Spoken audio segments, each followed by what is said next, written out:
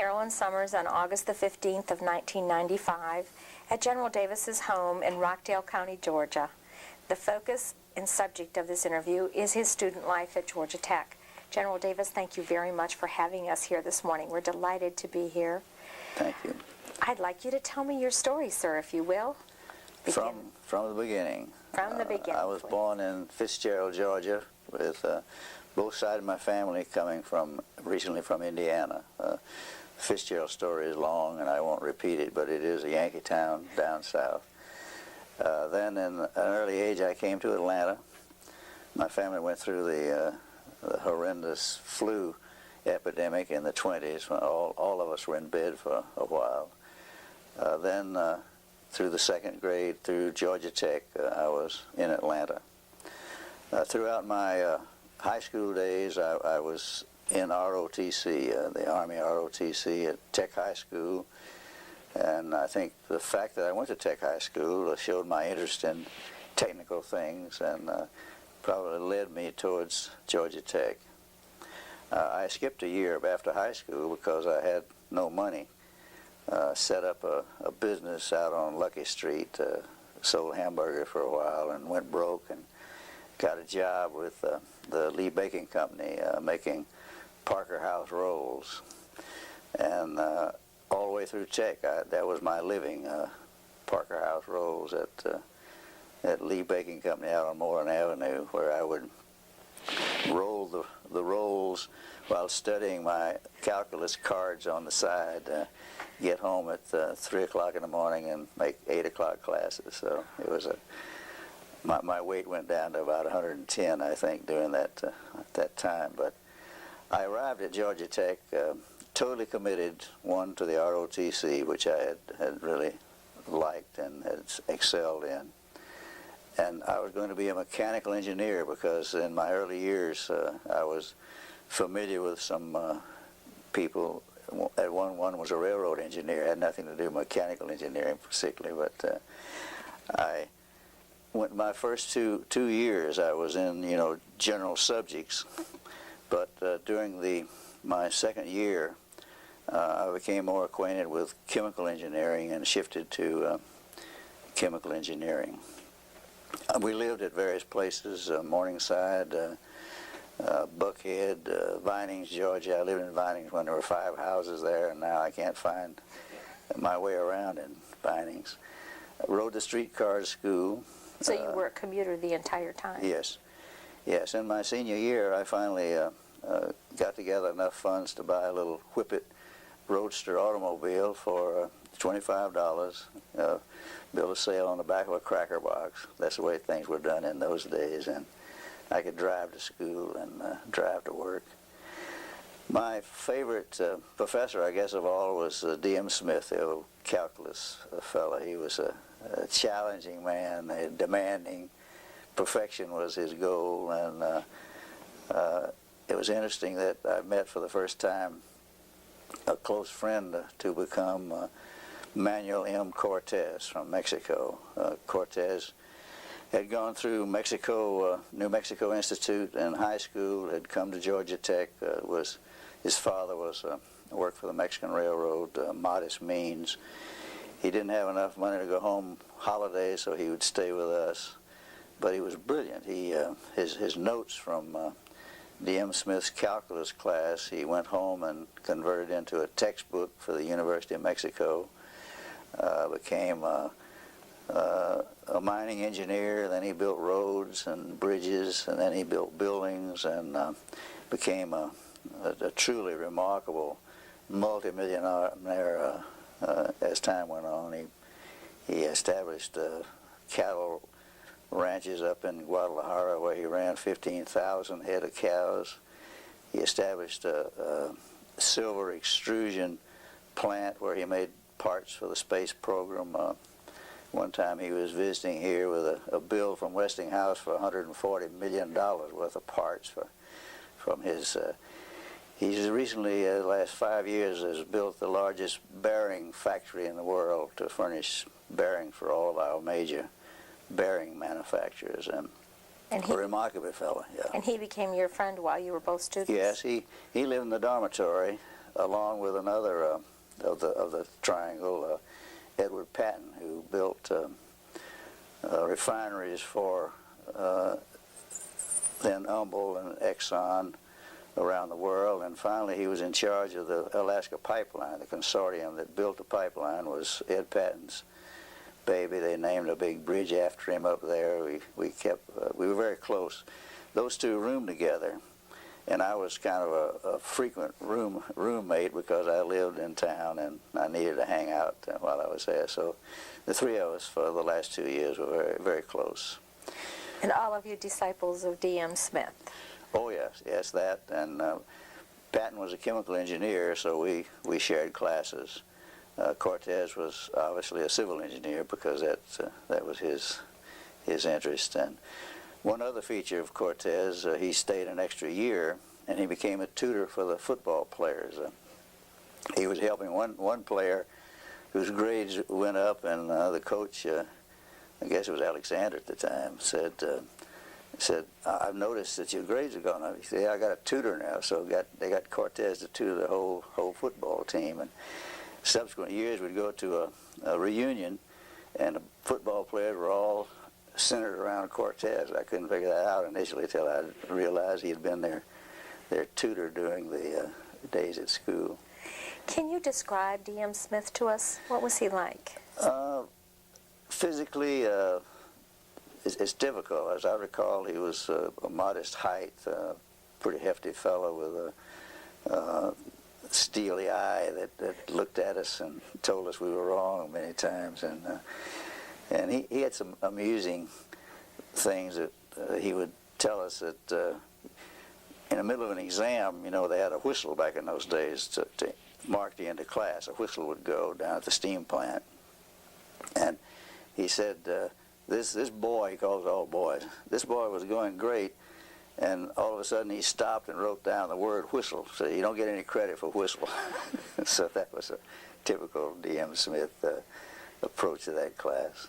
Did you feel that he was caring about you, even though he was a real disciplinarian? Oh, well, I think that's part of caring, is the fact that he wanted us to be good calculus students, and he was demanding and insistent and helpful at every turn, but demanding, and I think that's part of a good teacher. I remember Professor Dr. Bunger, who was my chemical engineering professor, whose eyesight was so bad that he read everything within an inch of his face, and but again, a brilliant fellow, and led us seriously down the road of being hands-on chemical engineers. And in my travels around the world since Tech, that's one thing that I hear about Georgia Tech graduates, is that they are truly hands-on engineers, as opposed to some of the theoretical guys that they have to cope with. After, well, I'll talk about my love life at Tech. I didn't seem to be able to settle on any one damsel. Every spring dance, I had a different one. Where did these girls come from? Yes, well, just around town. One was I met at my job at the Lee Bacon Company. One was a friend of a friend. So even though it was an all-male school, wasn't a handicap, you still found females. And two from Agnes Scott. That was our date bureau, so to speak, was Agnes Scott. And but at first I had no money, and until I got my little car, I had no transportation. So I really wasn't the John Juan of the campus by any means. The athletics.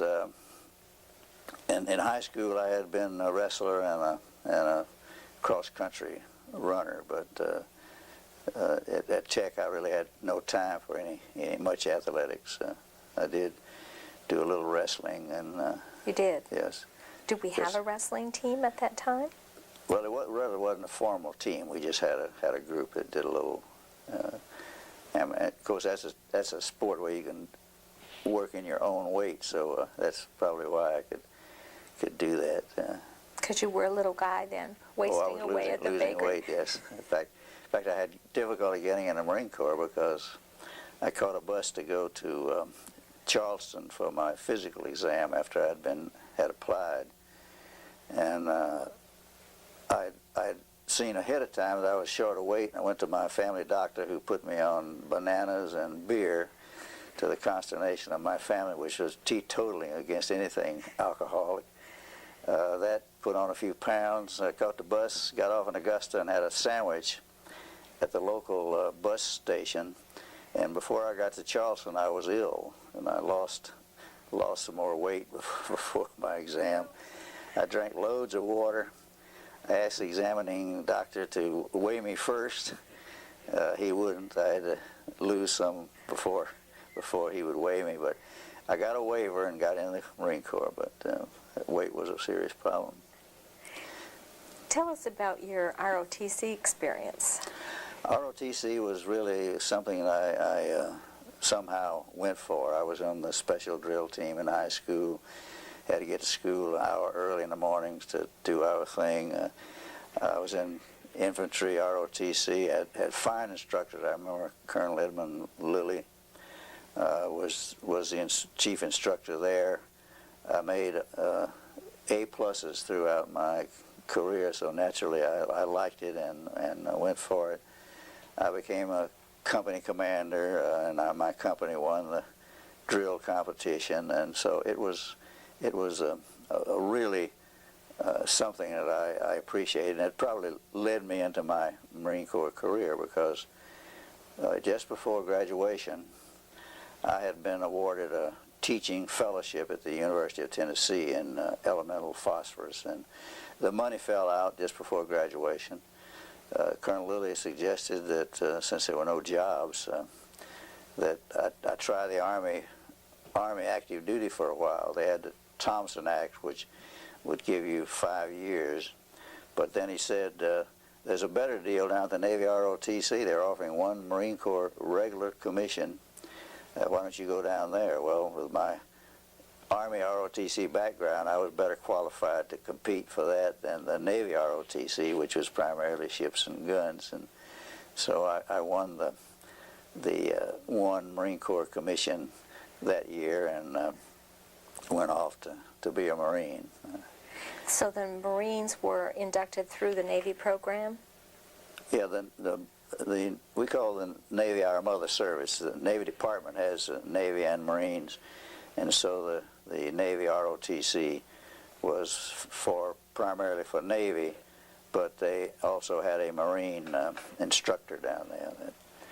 So in that period of time, did you ever come across George Griffin? Yes, I saw him then, and I saw him many times later. He's one of my favorite people, and he got me to sign a photograph, which he hung up in his office, and really a fine man. Enjoyed him. He coached track at Georgia Tech in the early days. Yes. Did you ever encounter him as a wrestler or runner? Or? No, only indirectly. Ed Patton ran track, and so I met the coach through that connection. But I didn't, as I say, I had very little time to do much in the way of athletic endeavors during my time at Tech. I guess one fine effort in chemical engineering, I had another Davis, J.J. Davis. Of course, we were in class, and they called the roll. They always called Davis J.J. and Davis R.G. But we shared laboratory times and so forth. He went off in the Navy in World War II and was captured and was a prisoner at Wake Island. And I've kept tabs on J.J. Davis also from those days. We had another close friend in chemistry classes, Dean. Lost his name, but he went up to the nuclear plant on the Savannah River project, and very strangely he was out gardening in his yard and was killed by lightning some years ago. Parker Dean, that was his name. But he was a brilliant student, and one that we kind of leaned on when the going was tough there. Was the going tough? Oh, absolutely. I really struggled to stay on the dean's list, and I get provoked a little bit when I think about my daughter who went there some years later, and she stayed on the dean's list full time while majoring in fraternity house. She wasn't working making Parker House rolls either. Oh, but she's got a mind like a bear trap. Just totally brilliant. You managed to stay in all the honor societies. Yes. Well, I worked hard at it. I was determined that my time would be well spent. One early experience that I failed to mention was the bookstore. In my deprived financial situation, I applied for and got a job selling books in the bookstore for a while. And the one we called the Robbery? Yeah, the Robbery. And that was doubly fine because I met a lot of fellow students there who were working in a bookstore, and everybody on campus came to the bookstore at one time or another, so that was a good experience and gave me a few dollars. I got a little bit of scholarship help from a lawyer down in the First National Bank building. I've forgotten his name, but it was a struggle, and I think, and I used to tell my young Marines, adversity builds character, and I had enough adversity where I'm a character. You definitely qualified. Yes. Where did you eat when you were on campus? If you were a commuter, you didn't go home for lunch, so what was your typical day? In the mess hall. Sometimes I took my lunch from home in the mess hall, or just snacks in the Robbery, and I had no precise fixed meal arrangements. I didn't buy meal tickets from Britton Hall, as it was. You just made do as the days went by. Yes, just live from day to day. Ever go to the Varsity? Oh yes, I went there last month. Yes, the Varsity was the favorite place. You know, you take your date to the Varsity, and you get a nickel hamburger, a nickel hot dog, a nickel Coke, and entertain her royally, sitting there in the Varsity yard with the waiters coming back and forth. Did you ever meet Frank Gordy? No. You never knew him? No, I didn't know Frank. He was competing with you when you started your little business up, though, wasn't he? Didn't he have the Varsity had begun by the time you had your little place on Lucky Street, you mentioned? Yeah, it was ongoing, yes. No. So you set yourself up to be in competition with him? Yes. Well, I'd hoped to make a buck or so and save up to get into school. It was after the Depression. It was the post-Depression time, and there were a lot of people struggling for school. Well, I recall that in my graduating class, the highest-paying job was something like $145 a month by General Electric or somebody, and the Marine Corps was about second highest. So I was in high cotton when I got commissioned in the Corps back in those days, because there were no serious jobs offered. And what was offered was very meager salaries. And yet people made it through. Well, the prices were right. You could. In my youth, I remember we moved from Morningside out to West End, and my mother had friends, and she would send me with a basket of flowers up to sell to her friends on Saturday. And you take a nickel streetcar ride and sell 25 cents worth of flowers.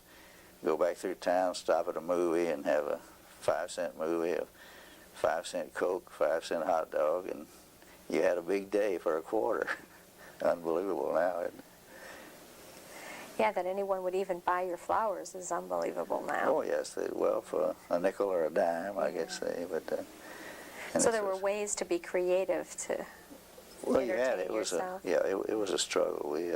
In those days, we walked to school. I went to Cascade Springs Grammar School, and it was a 2-mile walk.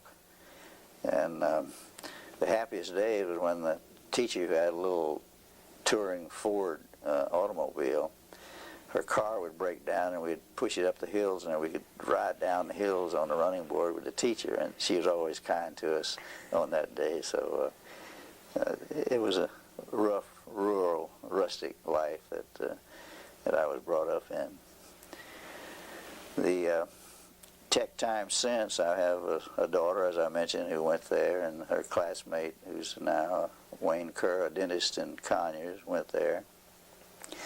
We have a daughter-in-law and a son and 2 grandchildren at the University of Georgia, so we have an interesting time at the football game. It's a divided thing. Yes. But Tech has meant a great deal to us. We still go back there. I went to all the reunions. We're now in the old gold group, but Tech has continued. I didn't mention after Ed Patton died some years ago, Cortez and I got busy and set up a scholarship in his name, the Patton Scholarship, and raised enough money to keep that going. So that some students somewhere doesn't have to make rolls to get Yes. in honor of Parker House rolls. It's a grand gesture. Yes.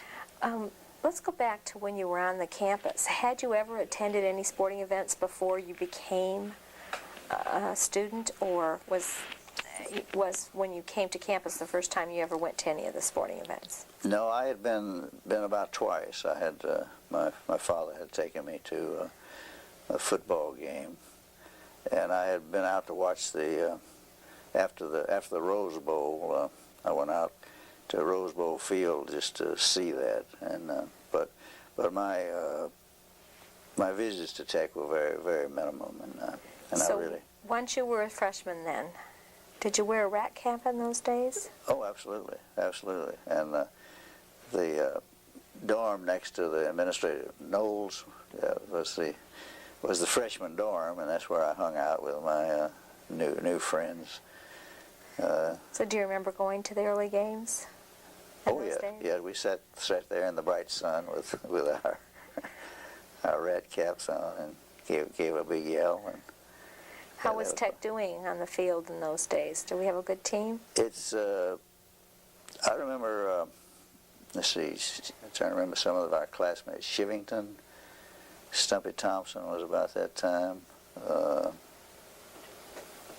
I knew them all, but They put on a good show, and you went to watch. Yeah, we had the Razzle Dazzle days, and which was, where they really tossed the ball around in the backfield, and they called it a Razzle Dazzle. And That was a method of playing? Yes, it was an offense, Razzle Dazzle offense, I recall. Through the years, off and on, but Tech always, to me, held its head high, and continues to do so. Did you ever observe any other athletic activities besides football? Well, we went to see the track meets and the baseball and basketball. So you did support all of them? Oh yes, we not all that frequently, but we always made a point to go to the key games, and I went to all the football games before. So attending athletic events was part of the social activity of the campus? Oh, absolutely. Yeah, you almost marched in step to the football game because it was everybody expected to go, and we did. We did go. Did you ever participate in any of the after-game parades that they had? Yes, on occasion. We had the rallies beforehand. I don't remember. There were times when we would have a rally before the game, the night before the game, have a bonfire and a rally. I don't remember hearing about that. Well, that's like a pep rally? Yeah, faintly in my memory, I remember 3 or 4 of those that I attended. Unless I attended in my dreams. But, somewhere in your records it says something about you working on the technique. Do you remember ever working on the student paper? Yes, I did kind of a leg man. I went over and helped out with the assembly and distribution, and I think I helped with an article or 2, but mostly just leg man. How about the scabbard and the blade? Do you remember that group? Well, that was again, that was my ROTC interest, and the scabbard and blade was kind of the fraternity for ROTC, and I had a great interest in that, of course. Was it a social Not group? much, no, just primarily honorary. Honorary. We had a couple of meetings, as I recall, but primarily just an honorary event. Do you remember any campus traditions, or like was the Rambling Wreck popular at that time, or Oh, yeah. anything that was the culture of Georgia Tech? Of course, the Rambling Wreck and Go Tech, and that's been through the ages. I guess the thing is different was the whistle. The whistle it went at the start and end of every class. The steam plant. Do they still do that? Do they? Well, that was certainly the early tradition of listening for the whistle. And of course, you walk through all the classes. The classes were all close by. They're all there in that one central area in those times. Every class. Do you remember any of the professors having nicknames? No, I can't remember a nickname. Remember some of the names, Professor Daniels. Did you ever have any interaction with Dean Field, the Dean of Men? Just my brief from time to time about scholarships and these kind of things. So is that what you would have to consult with someone when you were looking for these kinds of? Yes. You always had interviews and filled out questionnaires about your financial needs and got on the list. And sometimes they came through, but not very often. Well, you had to scramble and by you had a lot of competition. Yeah, by holding down this night job of mine, I could survive. Did you ever have an opportunity to meet President Britton? Just again, I met him one time when I was in for an interview, and then over at there's a presidential party or so that we were invited to, just receiving line kind of meetings. But I never spent time with him. Do you remember your graduation? Very much. Fox Theater. Oh, you graduated at the Fox. Yeah, Fox Theater. We all up in the seats and went down and marched across the stage and got our diplomas, and that was graduation. Did your parents come? By all means. Yeah, they were all local, of course. My entire family went to the graduation, and we remember that well. It was kind of the reward for that adversity you mentioned that you talked about. Well, that was the goal. Against all odds, you reached the goal. That was the goal, and I think a main part of a life is a sense of accomplishment. So I could feel that I had accomplished what I wanted, and I think that's a challenge that kids don't face up to today. Is they don't set goals and feel that sense of accomplishment, which is, to me, a major factor in character and in life. So it was pretty much a triumph to walk across there and get that diploma. Yeah, and I held up my hand, became a Marine, and went off to the world. You were ready. Yep, ready to go. One friend I would like to mention that I failed to mention was Frank DePeterson. He was a very close friend. Through school, he was in textile engineering. He lives out in Morningside. Went to work in Griffin, and I met one of my girlfriends through his Griffin associates, but I did want to remember Frank DePeterson. His family had come over from Germany. Hitler had deprived them of all their wealth, but they were able to ship things over here somehow. And I remember he used to get big boxes of German chocolates, and I'd always make a point of calling on him the day that the chocolates were supposed to arrive. But Frank was another fine, good friend at Tech. General Davis, you didn't tell us where you met Mrs. Davis. I say sometimes she was a camp follower, but I'll get to that. At Camp Lejeune, North Carolina, she was a school teacher about 80 miles away at Little Washington, North Carolina. And she was with a choral group that was entertaining the troops, and she had a friend who was quite a fine vocalist, and my friend dated the vocalist, and I had a car, so we double dated, and that's how I got to know her. Serendipitous. Yes. Tell us a little bit about your days after you had your diploma in hand. What happened? Well, I caught a bus for Philadelphia, Pennsylvania, where the Marine Basic Officer training was done at the foot of Broad Street Navy Yard. And that was about a 10, 11 months course, a lot of theory, the rifle range, the shooting exercises up in Indian Town Gap, Pennsylvania, out digging trenches and so forth and so on. Just a full year of getting ready to be a Marine officer. One interesting aspect of that was the fact that in my high school, ROTC, I had done a small presentation on Stonewall Jackson. At Georgia Tech, I prepared a paper on Stonewall Jackson, and in the basic school, I prepared another paper on Stonewall Jackson because he was kind of my hero, and his theory of being a leader was that he'd mount his horse and ride to the sound of the gun. So wherever the battle was being fought, that's where Jackson went, and not to interfere, but to reinforce, to support. And it was only after in my third war in Vietnam that I got a helicopter, which was my horse, so I could be Stonewall Jackson and fly to the sound of the gun. And I've told that story many times. After basic school, I went to sea. I spent a year in a heavy cruiser, the USS Portland in the Pacific. We went, and I left her in Pearl Harbor just some months before the Pearl Harbor. And I got interested. The Marines aboard the ship, about 40 Marine detachment, had as their war mission the manning of the 5-inch guns. And so I got interested in guns and ammunition and compute. And they didn't have electronic computers, but they had mechanical computers for controlling the gunfire.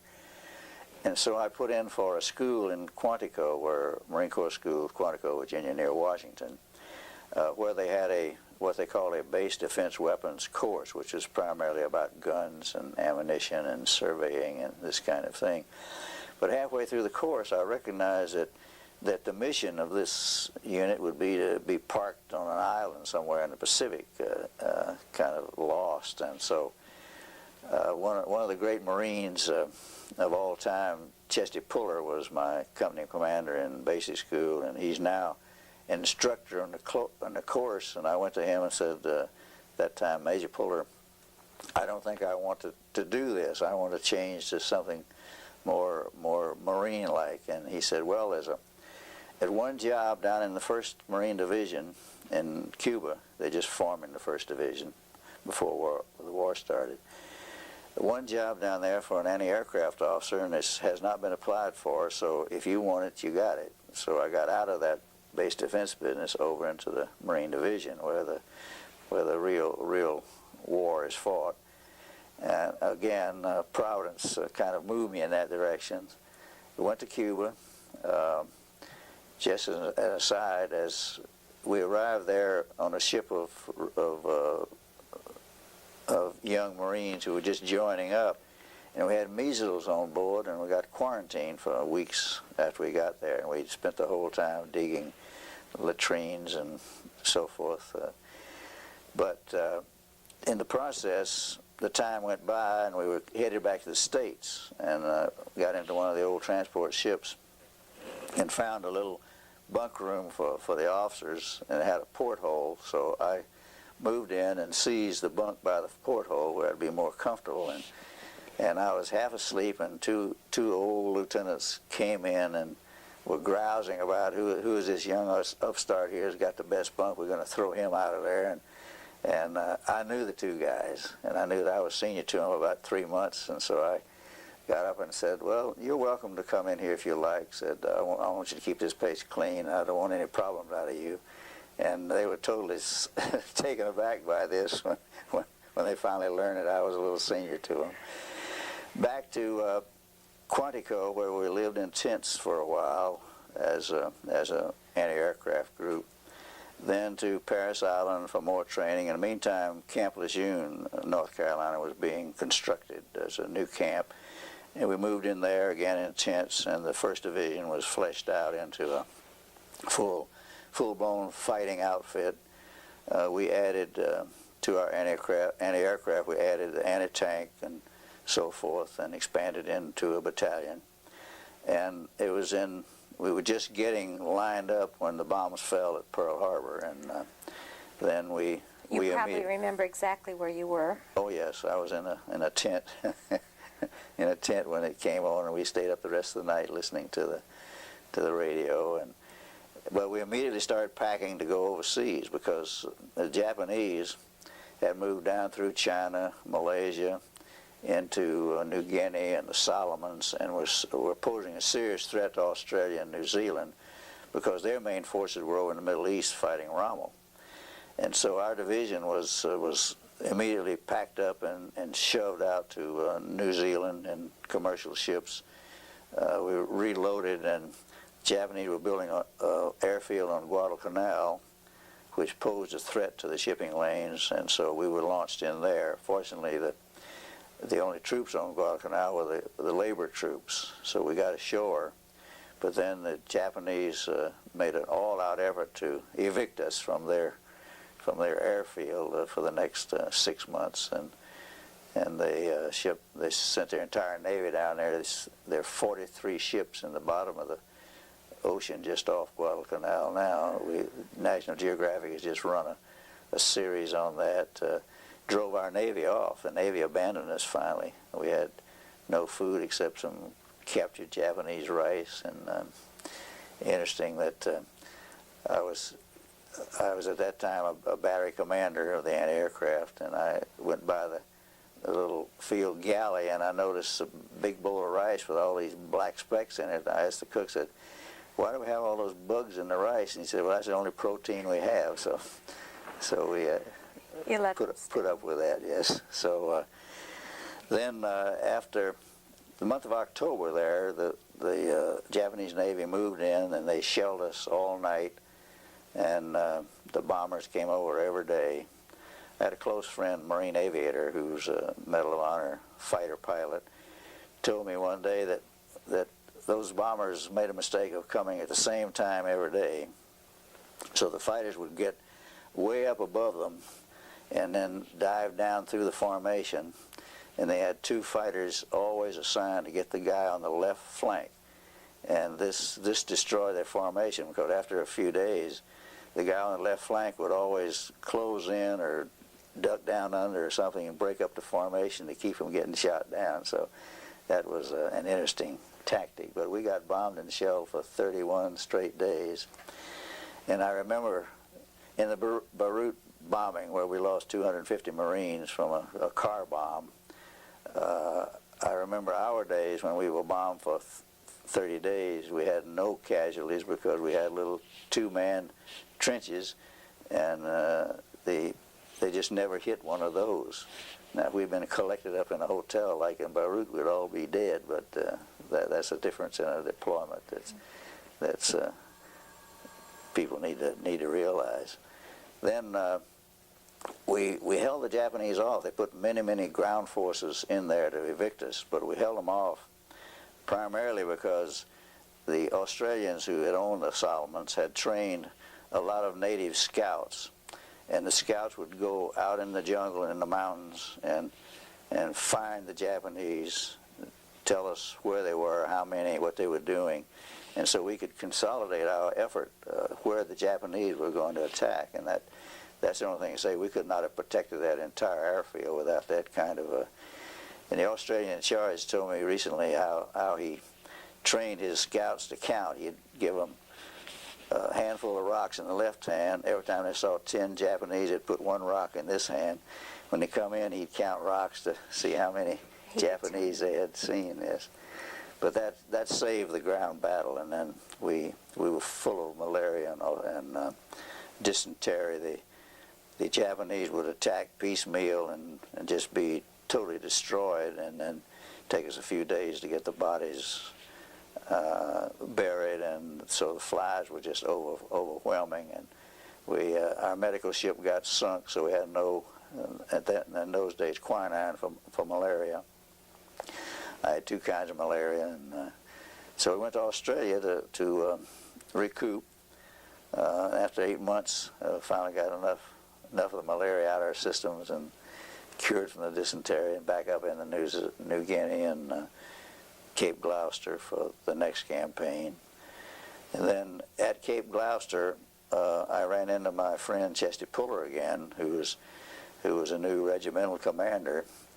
And as a junior major, which is below the required rank, I asked him for command of one of his battalions, and he gave it to me. So I was a junior major, battalion commander in the infantry from then, and we went up to Peleliu. Peleliu was one of the fiercest battles of the war, but kind of unsung. It's about 300 miles off the Philippine coast, and it was part of the effort to protect MacArthur's move back into the Philippines. There's been a lot of adverse publicity about it. We shouldn't have gone there, but I realized that we went there because our intelligence completely failed to tell us that the Japanese had prepared such an in-depth defense. They had owned the Palau Islands since World War I when the Germans were driven off, and they had completely tunneled out that entire hill mass with 5 levels of tunnels, in-depth gun emplacements. They had taken guns off their ships, just a terrible mass of defense. And my battalion was the first one to butt against it, and the division lost 6,000 casualties in the first 4 days. Before I got out of there, I'd lost 70% of my battalion in casualties, not dead, but casualties. And to me, the unfortunate thing was that this was 6 weeks before Iwo Jima, and the word didn't get to those forces because their naval gunfire support and so forth was even less than ours, and so Iwo Jima became another one of those terrible, bloody battles. And after Peleliu, I came back to the States. I was awarded a Navy Cross for keeping my battalion together, and I got wounded when I first landed. A sliver from a mortar shell went through my left knee, and my doctor tells me today he could not run a probe through there and do less damage because I was able to continue. And back to the Marine Corps schools, school there. Then my career seemed to be warfare, Marine Corps schools, Washington, Marine Corps schools, back to war. So I went back to Korea War a few years later. General, today is the 15th of August in the commemoration of J-Day, VJ Day. Yes. Do you remember where you were? In Quantico, yes. I remember the announcement on the radio. VJ Day has a number of dates, you know. This is the day the Empress surrendered.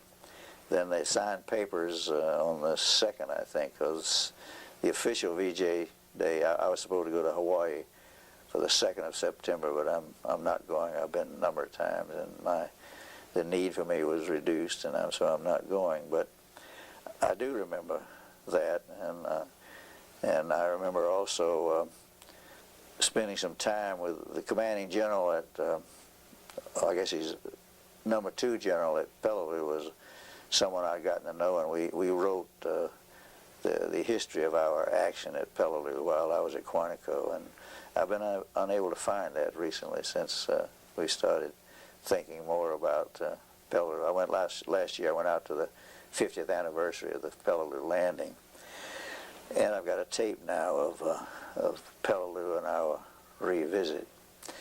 But when Korea started, and I'm convinced the Korean War started because after World War II we demobilized. We reduced. The Marine Corps went from 500,000 down to 70,000, and our units were skeletonized. They were ill-equipped, ill-trained.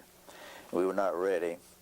The South Koreans had 100,000 ill-equipped, ill-trained, poorly deployed forces. And we now read the correspondence between Stalin and Kim Il-sung up in North Korea, where this was going to be a 5-day operation. They were going to recapture South Korea and set up a unified communist country in 5 days. Well, and they would have, except for Harry Truman. Truman saw this, and within an hour he decided to launch our unready forces in there to protect South Korea. And I had one day noticed to leave my job. I was at that time training reserves in Chicago, go to the West Coast, form a new battalion, 800 Marines, put it on a ship in 5 days, and go and land at Incheon. So that was the kind of pressure we were under in the Korean War. But it became a good outfit. It was 73% fresh-caught reservists from home, but they were all volunteers. I sent, the second day I had no Marines, so I sent trucks around the camp recruiting Marines. They're working parties, school classes, loafers, anybody wanted to go to Korea, join up. And so they all volunteered, got on those trucks, and I recruited 800 in one day, so off we went. Became a good outfit. Carried me through landing at Incheon. They recaptured Seoul. We pursued the North Koreans up 30 miles north of Seoul. Got back in ships, went around to Wonsan. Wonsan Harbor was full of mines, so it took 5 days for the Navy to clear the mines so we could land. The day before, Bob Hope got in there with a entertainment group, and I've seen him a dozen times since, and he always reminded me that he landed at Incheon before I did, so that was good for a laugh. Up the coast, into the mountains, and it was interesting that in end of October, my battalion had a major battle with Chinese.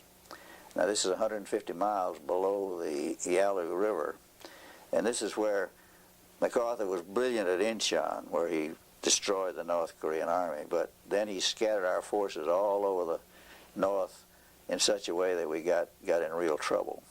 He would not believe the Chinese had entered the country, and here we were having a battle 150 miles inside.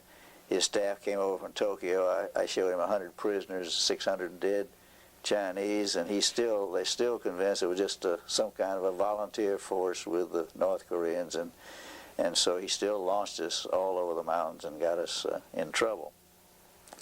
So off we went, Marine Corps birthday, November the 10th. I took a swim in the river. It was that warm, and 6 days later, the temperatures dropped to 16 below zero. We went up on the plateau, and the Siberian wind shifted, and we were just dead, flesh, frozen flesh, the trucks dead, everything. It took us about 3 days to issue winter clothing, get everything winterized and going again. We went on up to a place called Chosun Reservoir. And we were using Japanese-based maps, and it was Chosun. Now my Korean friends object to that. They said it's Chanjin. It's Chosun is Japanese, Chanjin is Korean. Quit calling it. A lot of times we've already named a ship after them, and I got 12 books named Chosun. We've got a national organization named the Chosun Few, so it's going to take a while to get that corrected. But they accept that. My battalion led the way out west of Chosun Reservoir to a place that the troops like to emphasize, you damn knee. And then we were suddenly, onfall of Chinese came. We were 25,000 Americans, 120,000 Chinese. We were surrounded for a few days, fought our way out.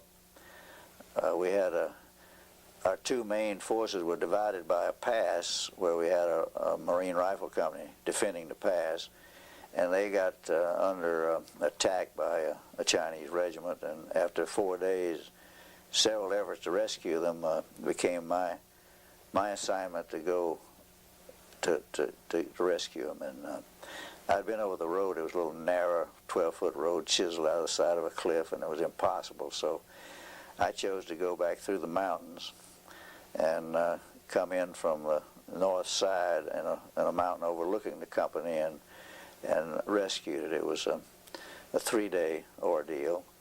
A couple of little side stories.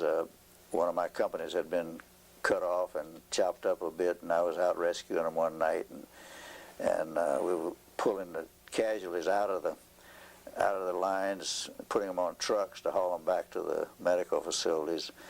And a truck driver came up, and a sergeant asked him to turn on his lights so we could see better.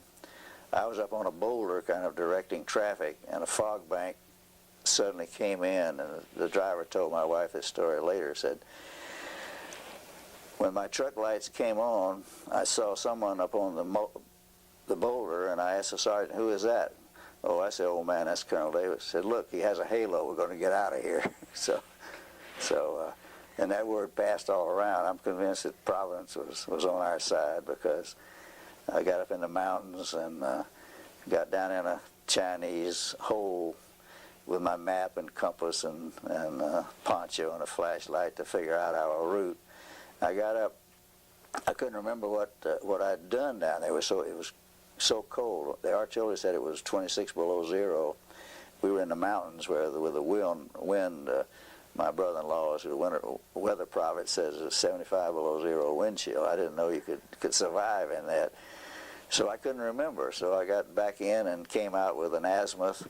And as I pointed to the azimuth, there was a star on the horizon, and everybody present said it doubled in brightness. So Providence again.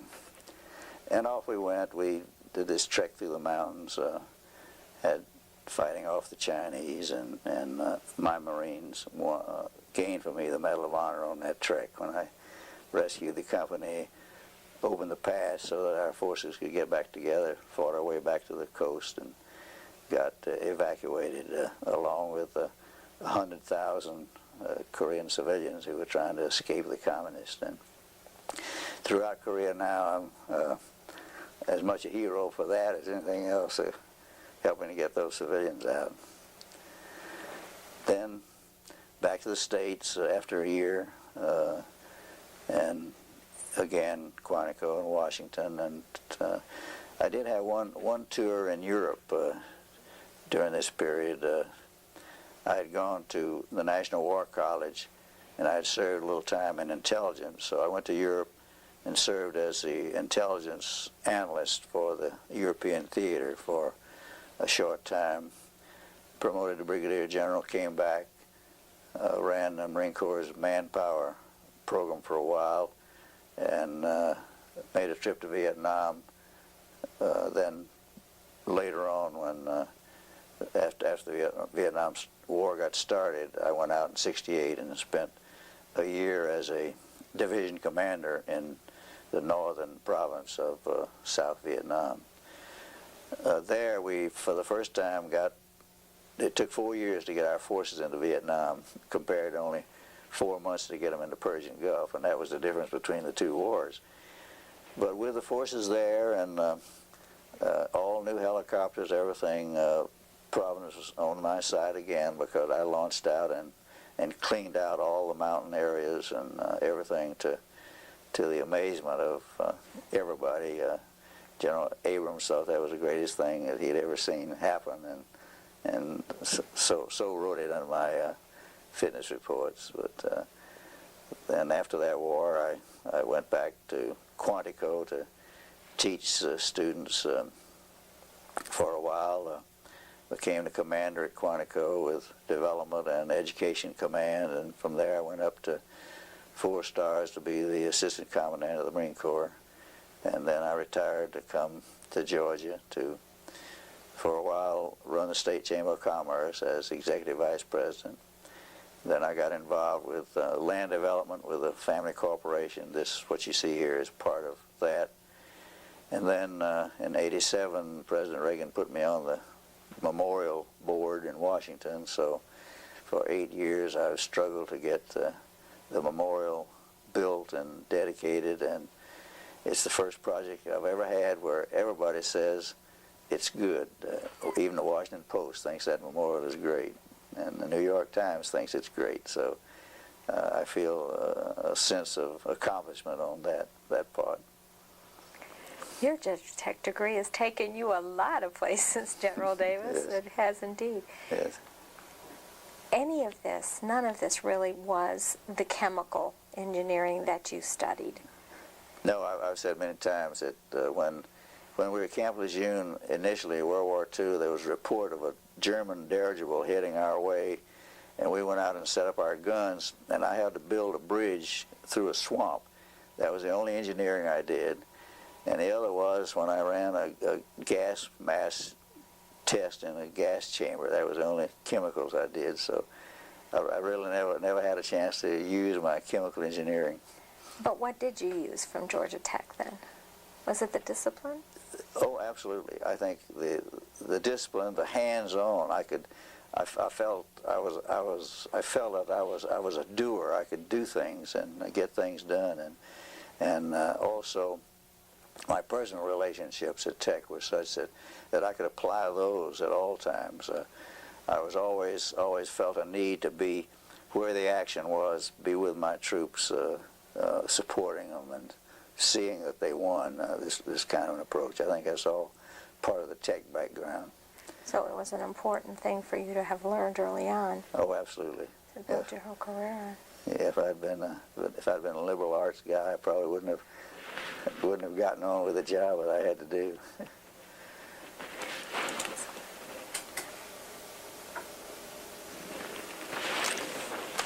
General Davis, tell us a little bit about the influences that made you the leader that you've become. Well, I think as a start, the discipline of an education at Georgia Tech certainly played a role. The hands-on approach to problems that I met with at Georgia Tech. These things make for leadership, and importantly, history. I think the fact that in my ROTC courses you do all the hands-on stuff, digging trenches and firing weapons and so forth, but they have a very serious effort in history, and you read of the experience of leaders. As I mentioned before, Stonewall Jackson was my kind of a leader, the guy who would ride to the sound of the gun, not to interfere, but to ensure victory. And so I'm convinced.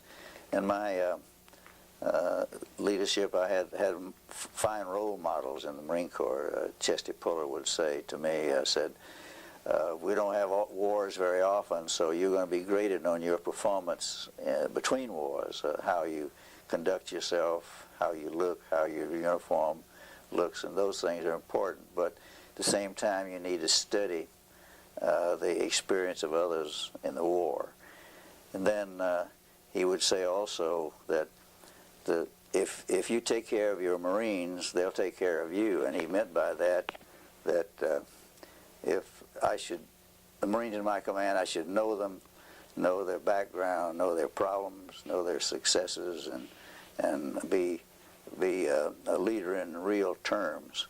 And so I think those things really make for leadership, and I was fortunate enough to have recognized that and worked at it, and it paid off.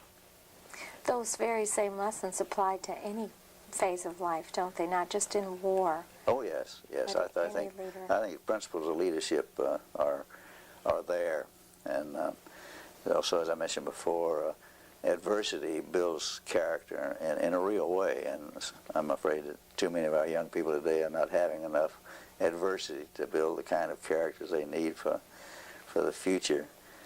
But again, if you for the strong, adversity builds character. For the weak, it can destroy them. So again, it's your choice. When you studied history of war and history of great leaders, do you go back and look, even though the technology of war changes, when you go back and look at them, do the principles of leadership remain the same? I mean, if you were to go back and look at Napoleon, he fought a different war than General Lee did, than Sherman did. Oh yes, and our three wars, the World War II, the war in Korea, the war in Vietnam, were all totally different. I didn't go to the Persian War, but again, that was totally different. And but the leadership principles are there. As I say, if you take care of your troops, they'll take care of you. It fits in any kind of situation, any kind of war. So the principles are sound, and you have to be smart enough to apply them to the changing situation. Sir, recently a book was written about you. We have a copy of it here, The Story of Ray Davis. Tell us a little bit how that came to be and a little bit about the book, if you will. This book was published by the Korea War Veterans Memorial Foundation, with all proceeds to go to support needy veterans and their families. So I was very, very pleased to join forces with them. A rough draft was prepared many years ago, then through a local friend who's a Korean American who's fully computerized, put this together with me, and so we now, you can order it through the foundation for $19.95, but I have many of them, and I give them away with a little slip in there that says, please make a gift to the foundation for support of the veterans. But it's a complete history of my life. It's introduced by the 12 fatal decisions that our government made that led to the disaster in Vietnam. I was in Washington when the war started. I served out there. I came back and studied it, so I arrived at the 12 fatal decisions that led to that disaster. And in the back, I explore the development of the memorial. I went to North Korea a few years ago on an informal mission, and I described the situation in North Korea, and I hope that the veterans gain a lot of dollars from this book. So do we. It's an autobiography then, because you've written a good part of it yourself. In collaboration? Much of it's in first person, but the writing was done by others. I edited it. I'm very careful to see that I find a few little mistakes in it, but I was careful to see that the facts are as I remembered them. And of course I have to be very careful now, because with all my war tales written down, I have to tell them the same way. So there'll be somebody catching you up if you should tell it a different way, that's for sure. Yes, I have to be careful. Sir, can you think of anything else you would like to share with us today? Well, I'd like to talk about my family. Not only did I marry this fine Tar Heel from Lincoln County, North Carolina, who was a school teacher. Whose name is? Willow Knox Hefner, now Davis. And we've been together for 53 years. Our first 12 years, we were separated 6 years because of the wars and so forth. And the secret, I think, to continuing was the fact that she would write me a short note every day to tell me about what our young son was doing and what the family was doing, and I would, in turn, early day we had V-mail. I would scratch out a few words and mail them, and she'd get a dozen of them at a time. But this communication, I think, was kept us both close together. And I had 3 children. She's from a large family, which is another story. She's one of 10 children, and everything we do now, that family is still so close that we had 50 people, family members, go to the dedication the other week.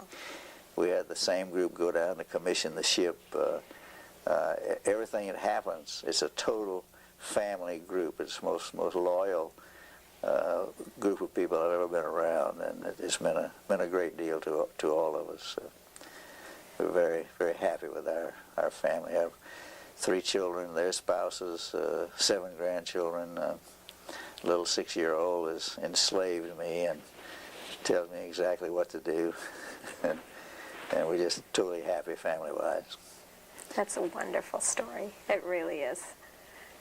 Thank you very much for having us with you today. We really appreciate it very much. Well, it's a pleasure. Nothing more fun than telling war stories to people who are willing to listen, I guess. Thank you, sir. You bet.